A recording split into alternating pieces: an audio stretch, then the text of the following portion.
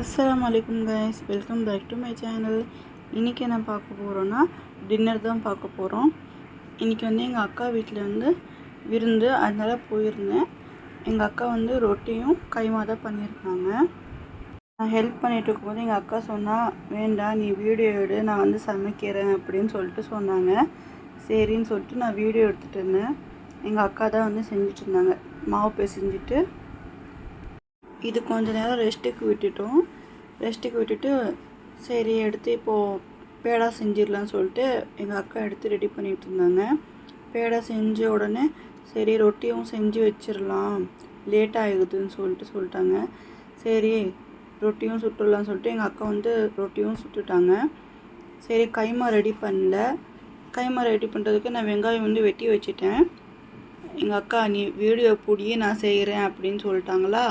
சரி எனக்கு ஒரு வேலை மிச்சம் ஆயிடுச்சுன்னு சொல்லிட்டு எண்ணெயை ஊற்றிட்டு அதுக்குள்ளே வெங்காயமும் போட்டாங்க சீக்கிரமாக, ஏன்னா லேட் ஆகுதுன்னு சொல்லிட்டு.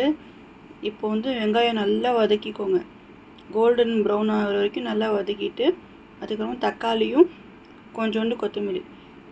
என்ன அக்கா இப்படி சீக்கிரமாக போடுறீங்கன்னா, இல்லை டைம் ஆகுது அதனால தான் அப்படின்னு சொல்லிட்டு சொன்னாங்க. சரின்னு சொல்லிட்டு நானும் விட்டுட்டேன்.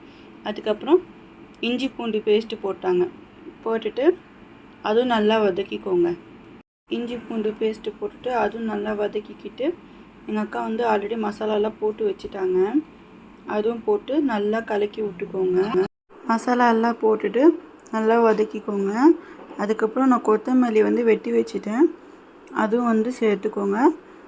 லோ ஃப்ளேம்லேயே வைங்க, அப்போ தான் நல்லா குக் ஆகும், நல்லாவும் இருக்கும் சாப்பிட்றதுக்கு.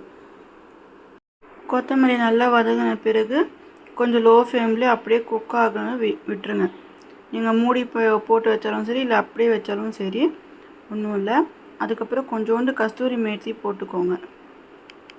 கஸ்தூரி மேத்தியும் கொஞ்சம் வதங்கின உடனே கைமா போட்டுருங்க. கைமா போட்டுட்டு ஒரு 3 விசில் அந்த மாதிரி விட்டுருங்க. இல்லாட்டி லோ ஃப்ளேம்லேயே ஒரு 15 மினிட்ஸ் அந்த மாதிரி குக் பண்ணிவிட்டு விட்டுருங்க.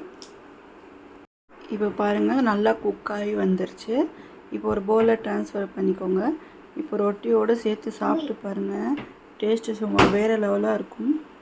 எப்படி இருந்துச்சு கமெண்ட் பண்ணுங்கள். அஸ்ஸலாமு அலைக்கும்.